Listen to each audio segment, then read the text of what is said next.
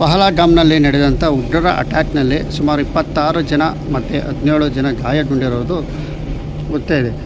ಭಾರತ ಸರ್ಕಾರ ತಾಂಡಿರುವ ನಿರ್ಧಾರವಂತೂ ಅದ್ಭುತ ಅಂತಲೇ ಹೇಳ್ಬೋದು. ಏಕೆಂದರೆ ಪಾಕಿಸ್ತಾನಿಗಳನ್ನು 48 ಗಂಟೆ ಕಾಲದಲ್ಲಿ ಅವರು ಪಾಕಿಸ್ತಾನ ಸೇರಬೇಕು ಅನ್ನೋದು ಮತ್ತು ಸಿಂಧು ನದಿಯನ್ನು ನಿಲ್ಲಿಸಿರೋದು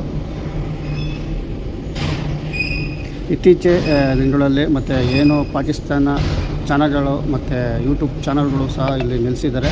ಯಾಕೆಂದರೆ ಅಪಪ್ರಚಾರ ಮಾಡ್ತಿರುವ ಕಾರಣದಲ್ಲಿ ಇವು ಪಾಕಿಸ್ತಾನ ಚಾನಲ್ಗಳು ಮತ್ತು ಯೂಟ್ಯೂಬ್ ಚಾನಲ್ ಸೇರಿ ಇಲ್ಲಿ ಬಂದ್ ಮಾಡಲಾಗಿದೆ ಅಂತಲೂ ಸಹ ತಿಳಿಸ್ತಾ ಇದ್ದಾರೆ.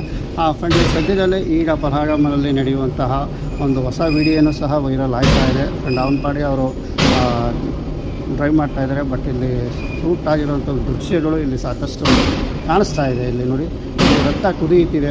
ಇತ್ತೀಚೆಗೆ ಪಾಕಿಸ್ತಾನ ಸೈನಿಕರು ಸಹ ಸಾಕಷ್ಟು ಜನ ರಾಜೀನಾಮೆ ಕೊಡ್ತಾ ಇದ್ದಾರೆ. ಮತ್ತು ಮುಖ್ಯಸ್ಥನೇ ಇಲ್ಲಿ ಅಧಿಕಾರಿ ಇಲ್ಲ ಅಂತಲೂ ಸಹ ಮಾಹಿತಿ ಬರ್ತಾ ಇದೆ.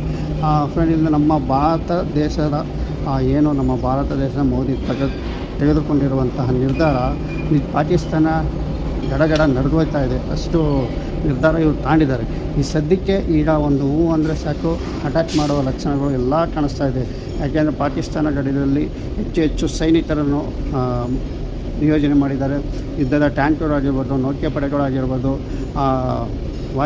ವಾಯುಪಡೆ, ಜಲ ಅಂತರ್ಗಾಮಿ ಪ್ರತಿಯೊಂದು ಪಾಕಿಸ್ತಾನ ಬಾರ್ಡ್ರ್ಗಳಲ್ಲಿ ನಿಲ್ಲಿಸಿದಂಥ ಒಂಥರ ಯುದ್ಧದ ವಾತಾವರಣನೇ ಅಲ್ಲಿ ಸೃಷ್ಟಿಯಾಗಿದೆ ಅಂತಲೇ ಹೇಳ್ಬೋದು.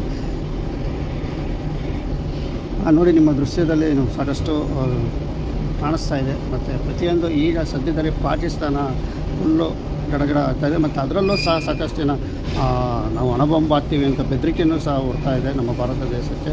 ಇದೇ ಥರ ನಮ್ಮ ಮಿಲಿಟರಿ ಸೈನಿಕರು ಸಹ ಈಗ ಆದೇಶಕ್ಕಾಗಿ ಕಾಯ್ತಾ ಇದ್ದಾರೆ. ಇವು ಅಂದರೆ ಸಾಕು ಅವರು ಏನೋ ಇದ್ದರೂ ಯುದ್ಧ ಶುರು ಮಾಡ್ತಾರೆ ಅನ್ನೋದೇ ಇಲ್ಲಿ ಒಂದು ಆದೇಶಕ್ಕೋಸ್ಕರ ಕಾಯ್ತಾ ಇದ್ದಾರೆ ಅಂತಲೇ.